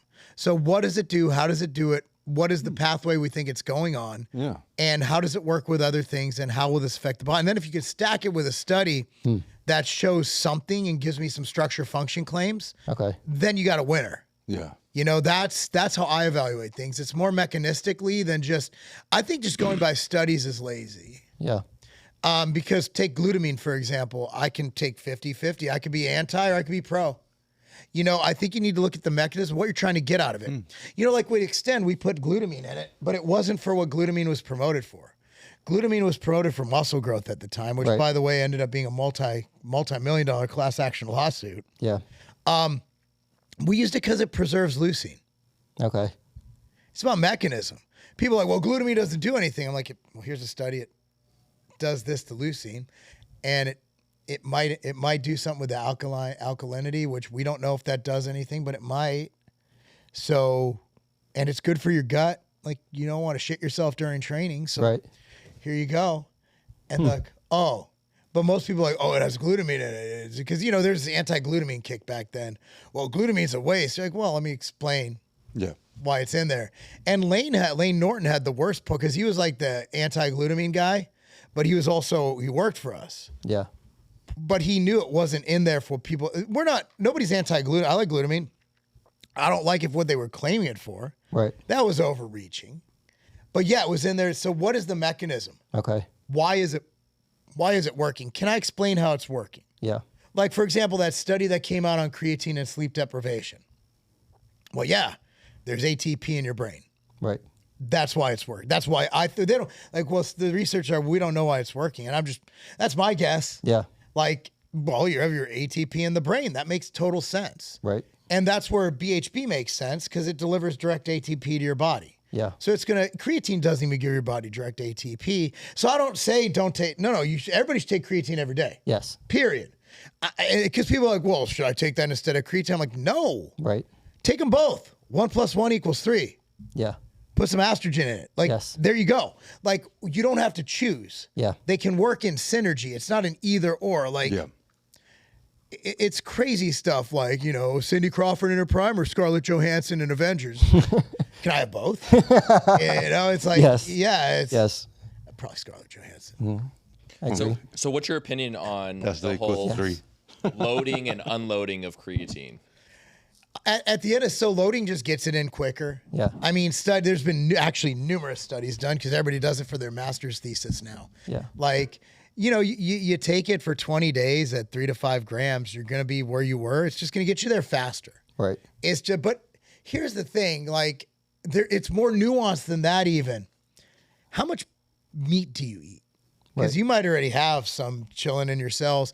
And then it's like, shit, now we know there's 20 grams. Should you just load all the time? Because now we know there's cognitive benefits when you take the dosing up to 10, 20, 30 grams. Yep. Yes. So basically, it's almost one of those where take as much creatine as you can without pooping yourself. Right. Is basically the recommendation now. It's wild. Yeah. It is. Because I had to eat my tongue, right? It's like, because I've been saying for years, anybody who recommends over 5 grams a day is just trying to rip you off. I was wrong. Yeah. I was wrong, but I wasn't wrong at the time. Right. The research evolves. Yeah. And if we're not willing as honest human beings to say, that was 10 years ago, homie. Like, this new data, I was wrong. Yeah. But some people are so like, I was not wrong. No, I was right at the time. I have diet books going back to 2004, dude. You think I really think all that's now? Did it work? Did people get shredded? Yeah. Are there better ways to do it now? Yeah. Was I wrong back then? No. Right. That's the data I had. But at least you have the evidence to prove that you've had an opinion on it since 10 years ago. Yeah. Yeah. I mean, you just got to stay up on the data. Yeah. I mean, yeah, it's how much creatine, as much as you can without pooping yourself. Like 20 grams is probably, I would say 10 to 20 grams. Yeah, I used to do 20 grams And one serving? One serving every single day. I'm probably pretty close to. I'm probably like 17. Yeah, I could a see day. 10 in one serving is pretty easy. 20 is a little hard. I don't even know. Every time I make a new shaker, I throw a scoop of creatine, Yeah. scoop of BHB. Yeah. That's what I do. So I'll throw in some. I have an Ambrosia made hydroglyph. Yeah. So I'll put a scoop of hydroglyph, scoop of creatine, a scoop of goBHB, and I'm good. And that's what I just sip throughout the day. Yeah. Yeah, it's amazing. So I wanted to pick your brain on. You've had brands forever. You know, you've made that right bar. You have the supplement brands. What made you actually take the step to get onto the nutraceutical side with BHB? What specifically kind of pulled you in that direction? Rob Rogers. I mean, you know, he we did a project together, and you know, he liked how I operate, and he's like, okay, here's this. And to be honest with you, like, I was pretty content. I was coaching, you know, I still had interest in other things. So I was busy. I was still doing my thing. And I was like, dude, I'm a couple years away from just, you know, getting out of everything and just coaching football. Yeah. But imagine if it's 1992 and Bill Phillips comes up to you and says, we got this thing called creatine. It's gonna be the biggest supplement in the world. You had an opportunity to be a part of that. And for me, it was also something that I really enjoy. Yeah. And I've actually formulated with Ritual AM, like from Ambrosia. We were one of the first to use. We might have been the first. I don't know. I don't feel like looking it up. Right. Let's say we were one of the first. Might have been the first to use it in a non-keto application. Right. And I didn't know this because I didn't put two and two together. When I got my pro card in 2021, the reason I stopped competing in 2013 is because I wasn't able to diet without being a dick. Okay. And so we had 6 grams per serving. And I'm drinking coffee all day because I'm eating bullshit food. I'm hungry. Right. And I'm at like 20 grams of BHB a day. And my wife was like, it doesn't even seem like you're dieting. Like, I literally got in the best shape of my life, older than I've ever competed. Obviously, 8 years older than last time I competed. Right. And then when I'm talking to Rob, he's like, yeah, this would have been amazing for contest prep. He's like, what'd you take for contest prep? I'm like, well, I had this product, Ritual AM. I drank like 6 scoops a day, 6 grams. Like, a lot of BHB. And he's like, holy shit. That was literally, the difference. So I mean, from that application, I'm like, okay. And then you look at the health implications and you look at how it's helping people. Like, if you think about even females going through menopause, the reason they get brain fog and all that is because your brain can't metabolize glucose. Their brain, and this gives your brain direct fuel. So we talked about mechanism before. Yeah. What is the mechanism? Well, it's your brain's preferred fuel source. If you give your brain 2-to-1 glucose to ketones, it's going to go to ketones every time. Okay. That's its preferred energy source. Now, it likes glucose, but the problem was going to keto, like, it just was too easy when it started. It's like keto diet, ketone. Makes sense. Yeah, that's what everybody kind of puts together. It's the least cool application of what it does. Okay. The magic is the dual energy. You have glucose and you have this magical combo fuel source. And your body just runs so efficiently with the health benefits from kidney to liver to heart. I mean, in my opinion, it's the greatest technology breakthrough for health in the 2000s. Oh, wow. That's my opinion. Yeah. And a lot of people might say I'm stupid for saying that. A lot of people might say, I don't have to say this. Yeah. Like, and I didn't have to do this. Right. I'm definitely, that's why I was curious. I'm here because it's passion. Yeah. Okay. I'm here because I truly believe that from let's say an altruistic standpoint, this can greatly benefit world health. Right. And from a selfish standpoint, this can benefit sports performance because I like sports. But from just let's say a business standpoint, this could be bigger than creatine. Wow. So again, like when I told my wife, she's like, what are you doing? Like, you know, and I'm like, and I explained it to her, and this is just going to, and I also think that with my working with people like you, I've learned a lot. You know, I'm very blessed to have worked with ingredient suppliers who do it right. And you're one of the 2 to 3 who do it right. Most ingredient suppliers suck. Thank you for saying that. You guys, you don't suck. So I've learned like what not to do, but also on the brand side, like I can talk to brands and Yeah. you know, look at it from their side. So that was the problem working with ingredient companies. They'd be like, well, you could do this. I'm like, that's dumb. Like that's not, so I can actually be like, look, here, this might be this might not work, but what if you looked at this angle? What if you combined it with this? Yeah. And with Joey Savage, we're able to, I mean, we're on formulation calls 5-10 times a week. Yeah. So we're able to have a soup to nuts type program. Yeah, I love that. Where the customers are able to, and we're able to throw in, I mean, obviously we like working with good companies like NNB, like you guys, like TSI, like these are, and Futureceuticals. Like we've made some, and then you have Flavor Chem, Sensapure. Yes. So we're able to put together this dream team. And I have a feeling that by working together and collaborating, we're going to change this thing, man. We're going to make this it's much more fun. Yes. The brand side's fun. Yeah. But like, man, you have an opportunity to influence hundreds of brands to do really cool things and actually help people. Definitely. And what it's going to do, it's going to squeeze out the bottom feeders. Yes. The underdose, the proprietary bullshit. Yes. We're going to give them the coolest damn formulas, the coolest damn products, and the consumer is going to see it because everybody's going to be doing it. And the companies who are doing the underdose BS, they're going to be forced to evolve. So it's going to make the industry better. And that's why, you know, one of my first calls was to Larry at TSI. I've been using my HMB. I've been using, you know, so many of his ingredients for years. Obviously, I told you, I'm like, you wouldn't guess what I'm doing. You're like, what? I'm like, well, it's not what you would have guessed. I guarantee it.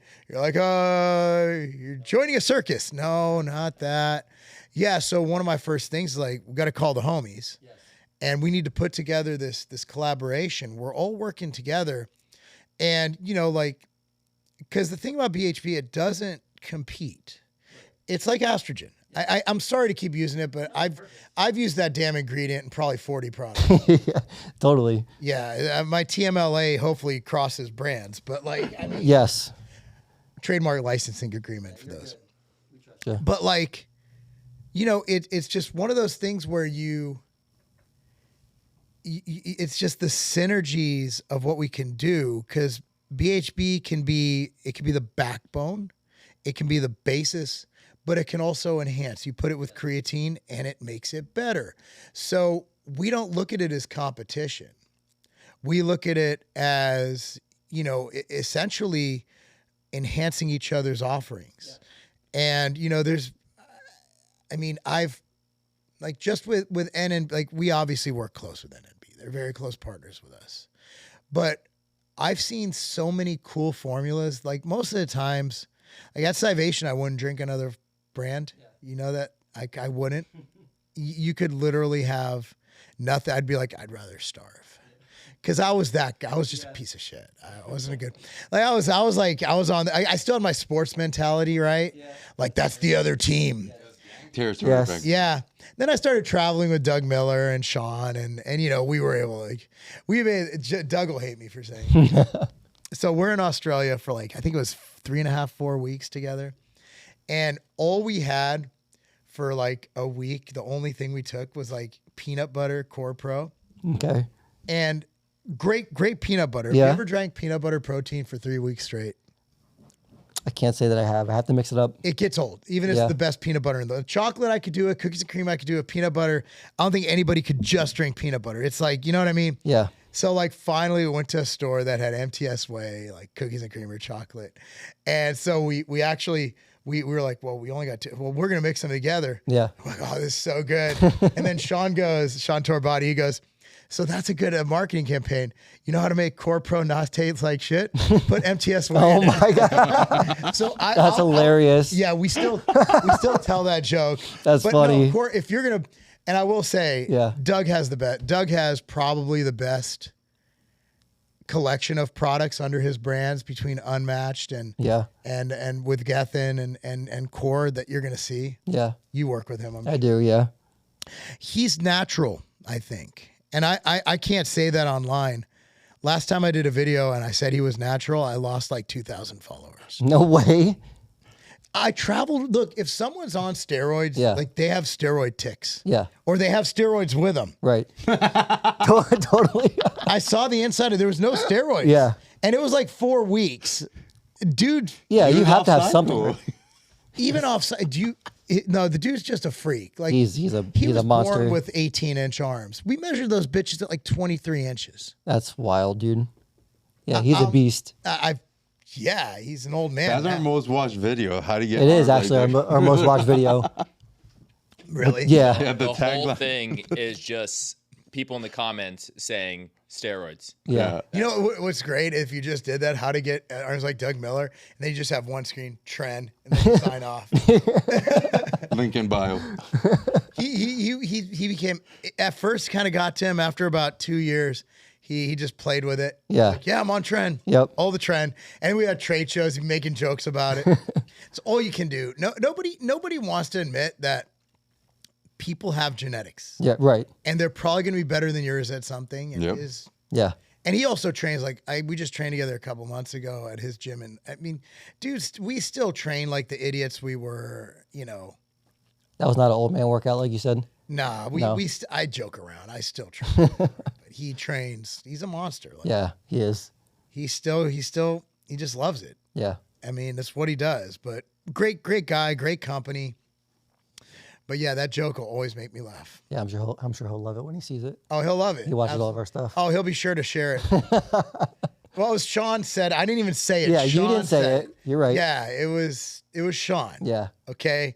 I just laughed. Yes. And repeated it for years afterwards. It's perfect. No, but I was excited when you called me and told me kind of what you were doing because we've been talking about we should get all the good suppliers together and be more collaborative because, the tide rises all boats.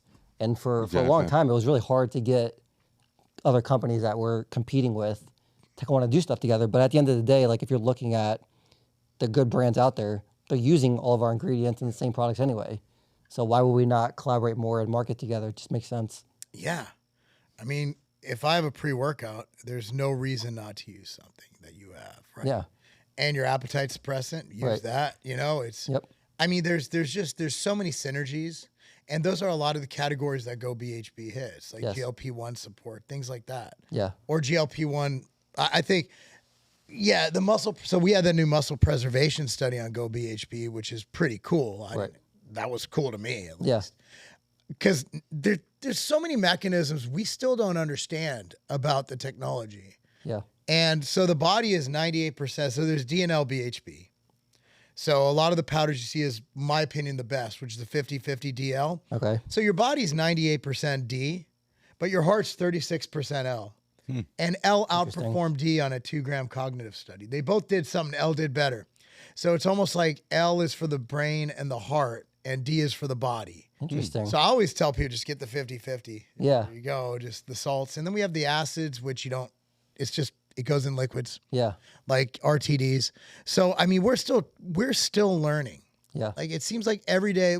There was a study that came up the other day on insulin resistance, and I didn't know. I'm still trying to find out who did it. Yeah. It was in Japan. Okay. I was just going through studies. I'm like, oh, that's us. Yeah. Yeah. How did that happen? Right. Yeah. So we're still learning every day. I mean, the technology is just so crazy. It's the most interesting thing I've ever done. Yeah. And I'm talking to smart people every day, Right. like Dr. Ben Bickman. Like we talk. I think that guy's a genius. Yeah. Just so it makes sense to come together and just do cool things. Definitely. It's what I always want to do as a brand. Yeah. Like, why don't we do that on the inside? Like we're forcing the brands to figure it out. Right. Why don't we help them? Yeah. Make it easier for them. Like, hey, dude, you want to differentiate here? All right, this formula is great. What if you increase the absorption? Oh, this fat burner is good, but what if you put in something for appetite? Right. I mean, we're talking to these guys. Yes. Yeah. Like, we might have a better relationship than you do, and vice versa. Definitely. And it's going to help everybody. Yes. The customer is the beneficiary of all this work. Yes. Yep. And that's why we're here, for the customer. Yeah. Without that end user. And a lot of ingredient companies forget that. Yeah. They think they're selling B2B. No. You're selling to that guy, your Yes. neighbor. It's true. You just have an intermediary right there. Yeah. It's fascinating, though. Yeah. It's exciting. You guys are crushing it, though. Yeah, I mean, we're definitely excited to work with you more. I mean, we were talking about senactiv and BHB together, so there's definitely some stuff that I wanted to ask about. Senactiv is cool. Yeah. I've never used that one. Yeah. I think I've used everything else. Let me see. I've used that. Haven't used that. Have you used Actigen, which used to be senactiv? No. I don't think you have. No, I have not, because I haven't had that kind of formula. I used innoslim. Yeah. That was in No Morbidity. Yes. Yeah, I haven't used that. I have to give it to you. Yeah. Pair it together with BHB. Everything's just naturally paired to Yeah. BHB. I got like a main line going to my veins at Yeah. this point. Like, how much can you take? Well, I've already tested that. There's no LD50 on it. Now That's we the got to only- try it now. No, no. So Those crazy dosages. That's what I like to So if I'm taking BHB, 10 to 20. 10 to Okay. 20 is what you recommend? 10 to 20 is the sweet spot, right? Like, I'll take 30 and above, but like, I have it like Yeah. 10 to 20 is where you're going to get basically every claim dose. Okay. Okay. So you get the heart, you get the kidney, you get the brain, you get the weight loss, you get the muscle preservation. So you're basically covering your bases. Okay. How I would split that up is 5 to 10 pre. So do 10 pre-workout or pre-exercise, pre-activity, and 5 more twice throughout the day. So Okay. Okay. yeah, that hit your 20, and it's just you're just gonna feel great. You got to add it just with the creatine scoops now. Yeah. Easy. Yeah. So that is a combo. So Glazer at NutriBio, he said the biggest supplement combo of this decade is going to be creatine and BHB. Yeah. What if you added Astragin to it? Perfect. Like, well, I'm just now. See, I wasn't even thinking of that. It's like, what if you added that zip Yeah. to enhance it even more? Because our thing is 1 + 1 = 3. Right. What would that do? Now I want to explain, like, how would that potentially help? Top of your head, putting you on the spot. Yeah. No editing. I wonder how would it benefit like the consumer or How would it benefit the formula if you added Astragin to creatine and BHB? well, we know based on the mechanism of the way it works that we've studied probably 27 different individual ingredients or nutrients. And every time we study something, we basically see like a fundamental shift of how the body absorbs essentially anything that's being input into the person's body. So I feel like there has to be some tangible benefit there. I think it's going to be a perfect fit because the what we studied first with estrogen was the qi energy in the traditional Chinese medicine. And we know that with Western validation, that's mitochondrial energy.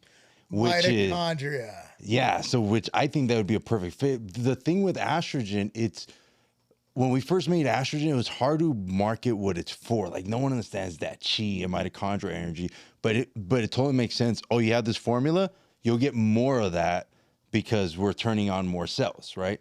So with that and the increased absorption of creatine, I think it will help. I'd like to see what estrogen can do with BHB. You have to ask the research team if they have any papers or supporting documentation. I mean, like I said, mechanism, even though all of us spend 8 figures a year on studies, right? I'm still a mechanism guy. Yeah. So if there's that's almost. See, and that's what I like about ChatGPT. creatine. Yeah, that's Yeah, what I right? like about I know. creatine I'm is not that gonna lie. That's what I'm going to do after we're done here. I'm going to ask it. What I like about creatine is like when they talk about the water retention, go, well, it's that you're properly fueling the cell from the inside. And I always like to compare it because we're talking about ATP. So now we're talking about like the current, like the current running through a cable. Yeah. And so that's the flow between inside and outside of the cell with creatine. That's what I really like about it. Yeah. That is fascinating. Pair with maybe some electrolytes and then We should come out with a product. there we go. Yeah, let's do it. I don't care. I'll find a place to put it. Cool. I got places to go. Yeah. Yeah, that'd be a great collaboration product. So I was trying to do a collab product for supply side, but I didn't have enough time. Yeah. It was a shot. It had Cognitique, goBHB, and Infinity. Okay. Oh, wow. Nice. It was good. Yeah, that'd be good. And it was a shot, and I just didn't have time. I was like, thought I'd get it done, and then the manufacturer's like, we can work magic, but this is crazy. I'm Yeah. like, all right, scrap it. Yeah. I'm like, but it pissed me off because I usually deliver, Yeah. but I was like, well, My bad. I felt pretty dumb. Yeah. But I do think that'd be cool for like a concept product that we can actually put out there and see how it does and flavor it. Yeah. Yeah, we have all the friends and connections. We can make that happen. Yep. Sensapure, Flavor Chem. Yeah, they're awesome. Flavor Chem's done a good job flavoring BHB on its own, so the rest would be easy. Yeah. All natural, so there's hater proof. Yeah, it's perfect. Yeah, that'd be a 2-week turn. Could literally have that. We could turn that thing in 5. We could have a good look, come up with a cool name. Yeah, that'd be fun. We could do that in probably 6 weeks. That's even taking a couple weeks off for trade shows. Yeah. Yeah. Just do that on our lunch breaks. Let's do it. Passion I'm project. not even mad about that. No, that'd be have a cool, collab? man. Yeah. Huh. Yeah. It's only a benefit. Why not? That'd be sick. Cost to be. I can get you a good deal on BHB. Yeah, we're good. We're good. It's a marketing cost. Yeah. It's a marketing cost. It's fine. Awesome. Yeah, I would. I'd be like, Rob, I only need like a few hundred kilos. Yeah. He'd be like, shut up. No, no, you're paying for this. I'm like, oh, come on, Dad. Yeah, Rob's a large, if you've met Rob, right? You got to come to meet him. I don't think I have. Rob's 61. Okay. He's like 6 foot tall, but he's jacked. All right. I mean, dude's a monster. I don't think I've met him. Yeah, you've played professional baseball. Really? The absolute animal. All right. Doesn't sleep. I'll come by the Oh, he's a monster. You'll love Rob. Yeah, that'd be cool. Yeah, Rob's good people. Yeah. Rob's nicest guy you'll ever meet. Most charitable man you'll ever meet. Okay. Great dude. You got to meet him. But yeah, he's he would fight me if I did that. Well, we're gonna have to pay something, unfortunately. Yeah, we'll figure that part out. And I can't steal it. Yeah. I don't know a way to just move kilo drums. Yeah. We might know somebody. You do. No. We could call Putin's people. We did say really nice things about Putin. We did say nice things. Yeah. There's cartels out here. I'm sure we could find somebody with some trucks. What was crazy about the cartels is the equipment they had. Like, they had better stuff than the military. Yeah, Like, we that's found nuts. two ballistic missile launchers. They had that. I'm like, That's when you know is that money buys everything. oh, Yeah. my goodness. Yeah. That is crazy. Yeah. Yeah, I say we do that concept project. Let's do it. Yeah, that'd be Bring fun. NNB in with the purist. Yeah, definitely. Well, thank you so much for your time. We really appreciate you. Yeah, if it was, I mean, if you let me talk, we'd be here till like the expo started. I know. That'd be pass time fast. It'd be nice and easy. Make the week quick. So. Oh, man. Yeah, so I Anything appreciate else, Jarrett? All right, fellas. Yeah, that was fun. Thank you.